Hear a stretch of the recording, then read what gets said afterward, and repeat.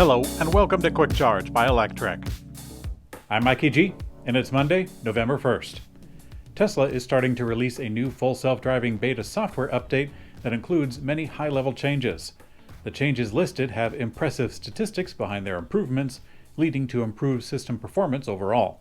Many are looking forward to the new experience, as the system still requires drivers to be attentive at all times to prevent accidents.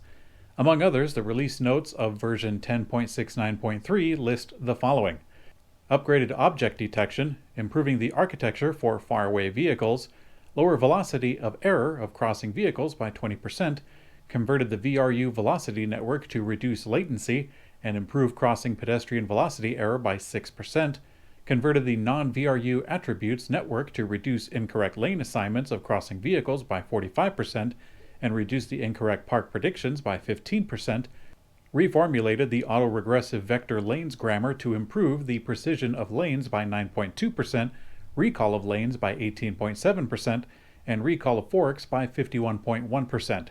Added a new road markings module to the vector lanes neural network, which improves lane topology error at intersections by 38.9%, reduced false slowdowns for pedestrians near crosswalks.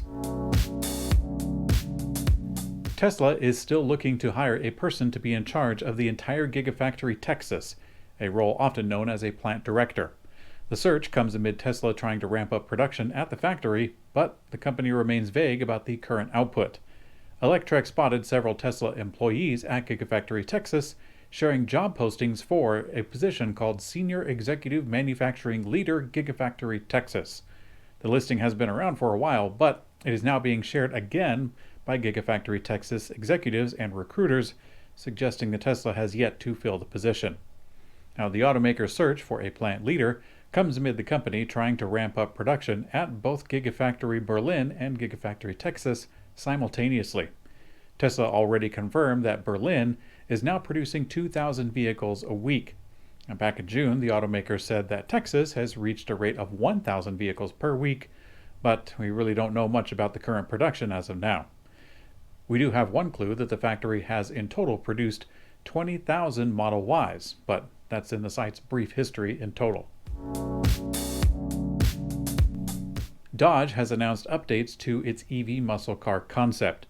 The legendary Banshee muscle car brand is going fully electric as the Stellantis-owned Dodge transitions into a new era of performance. Dodge has exercised some creativity and some traditionalism in their design choice and even marketing language. While being largely aerodynamic, it'll be propelled by an 800-volt all-wheel drive electric system, and the concept car also features an exhaust sound and a Mach transmission that gives the jerk feeling of a gear shift. Dodge has also announced 3 base options for this Charger Daytona SRT Banshee concept vehicle. I'm not entirely sure why. I don't know if I fully understand it, but the Detroit Free Press wrote, quote, "A radio frequency controlled crystal key will plug into the dash for each of the stage kits to unlock the higher power levels. The crystals will be tied to each vehicle identification number." Now, if I understand this right, the trim levels for this concept car are locked with software, and the proximity key will change the software that allows more power, I assume. It is a concept car, so I really shouldn't overthink this. Ford has showcased some Halloween spirit, showing the front trunk of an F-150 Lightning and a Mustang Mach-E decked out with spooky decorations, including powering the lights, presumably running off the main battery pack. Now, this is not the first time that someone has done a frunk or treat, but with a spacious F-150 front trunk, it could mark a new era in holiday build-outs. Let's take a look at the Chinese market. NIO's deliveries are up 174% from last October, and it's a slight dip from just last month. Is this a sign of what's coming for the EV Chinese market, or just another speed bump on the way to rapid adoption? NIO stock is down 70% year to date, and as inflation, geopolitical tensions, and regulation uncertainty has put pressure on Chinese stocks, particularly growth and tech companies. The company's founder and CEO, William Bin Li, called the remainder of 2022 a critical period for NIO to scale production and expand their market. The company notes, quote, "The vehicle production and delivery were constrained by operation challenges in our plants as well as supply chain volatilities due to the COVID-19 situations in certain regions in China. Now, moving through this, NIO has expanded their model availability in Norway, Germany, Netherlands, Denmark, and Sweden. Will this be enough to shoot them towards profitability? Well, in the second quarter, NIO's loss grew to $411.7 million, an increase of 369% from 2021. NIO is scheduled to report their third quarter earnings on November 10th, and we will definitely be watching. Also in the Chinese market, XPeng Motors has announced its latest EV, the G9 SUV, has received a permit for autonomous driving tests on public roads in China. That's a scary thought. According to the Chinese automaker, the G9 is the first unmodified mass-produced electric vehicle to qualify for such a test.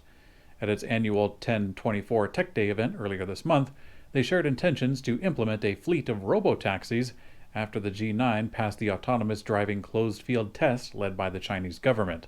Now, the automaker has officially received their permit to begin testing. According to XPeng, the G9 EVs being used in the autonomous driving tests are equipped with the same hardware as the commercial versions being sold to the Chinese consumers, including perception sensors and vehicle control systems. Although XPeng is speaking quite confidently, considering Tesla had to change their tune that was very similar. For now, all the robotaxis planned to appear by XPeng's lineup are in China only, although the automaker has been expanding its EV sales to reach certain countries in Europe as of recently. The European Union has asked the United States to include electric vehicle batteries and other sustainable products sold in the U.S. soil in federal tax credits, similar to the benefits it currently offers its North American neighbors. As one would imagine, European countries and their automakers have been less excited about the new tax credit terms under the new Inflation Reduction Act, including the requirements that the vehicles, their batteries, and the majority of battery components must be built in North America. And now those European countries are speaking up and asking the U.S. to once again include its EVs in the revised credits. A recent meeting in Prague between European Union trade ministers and the U.S. trade representatives has not yet yielded tangible results. But the EU Trade Commissioner, Valdis Dombrovskis, said that a task force will meet for the first time this week to assist in solving the issue. Okay, it is opinion time. I really don't have high hopes for Dodge's fake exhaust sounds and mock transmission lurch that they are artificially programming into their electric car.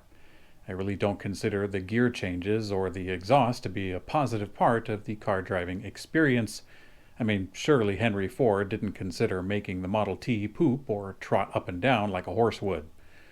Last year, Ford made a joke about making a perfume based on the fragrance of gasoline, but this seems to be a jab at the idea that people like the smell of gas. With this in mind, I can only hope that Dodge is making a similar joke, except without the benefit of tone.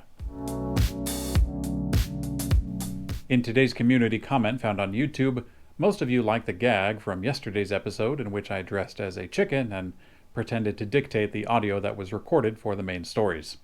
If you're curious, that chicken costume actually has a fun story itself attached to it. My first job was at a party store over 20 years ago, and with my paycheck I invested in that very chicken costume.